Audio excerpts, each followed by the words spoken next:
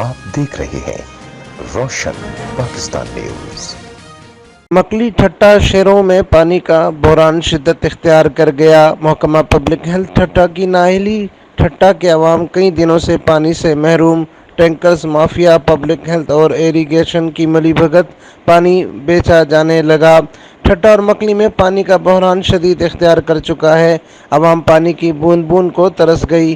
رمضان المبارک کے مقدس مہینے کے شروع ہونے کے ساتھ ساتھ شیرازی محلہ ٹھٹہ میں 4 رمضان سے ٹوٹی ہوئی پانی کی پائپ لائن نہیں بن سکی، جبکہ مکلی میں 15 دنوں میں صرف ایک دن پانی سپلائی کیا گیا۔ پبلک ہیلتھ ٹھٹہ نے لاکھوں روپے مالیت کے بلز بنوا کر مشینیں پانی سپلائی کرنے والی خریدیں اور رات لاکھوں روپے مالیت کی مشینوں کو ایک بار پھر چلا دیا گیا، جس کی وجہ سے ٹھٹہ اور مکلی میں پانی کا سخت بحران پیدا ہو گیا۔ اس ضمن میں معلوم ہوا کہ مکلی نہر سے روزانہ پبلک ہیلتھ ٹھٹہ ایریگیشن محکمہ والے ٹینکرز مافیا کو ہزاروں روپے کا پانی بیچتے ہیں، جو غریب عوام خریدنے سے قاصر ہے۔ ٹھٹہ اور مکلی کے غریب عوام بورنگ کا پانی پینے پر مجبور ہیں، جس سے کئی بیماریاں پیدا ہو گئی ہیں۔ محکمہ پبلک ہیلتھ ٹھٹہ آفس کھلنے کے باوجود وہاں کوئی آفیسر موجود نہیں ہوتا ہے۔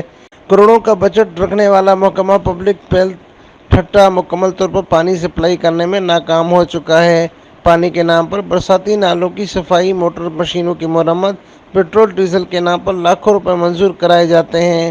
ٹھٹہ اور مکلی کے رہائشی شاہد میمن، بابو لاشاری، غلام قادر، وریا میرجد و دیگر نے NAB chief justice of Pakistan اور حکومت سندھ سے مطالبہ کیا ہے کہ پبلک ہیلتھ ٹھٹہ کے خلاف اعلیٰ سطح پر تحقیقات کرائی جائے، نئی مشینیں کے جلنے، پائپ لائنوں کے پھٹنے اور پانی کے شدید بحران کا فوری نوٹس لیا جائے، ورنہ عوام پبلک ہیلتھ ٹھٹہ آفس کا گھیراؤ کریں گے۔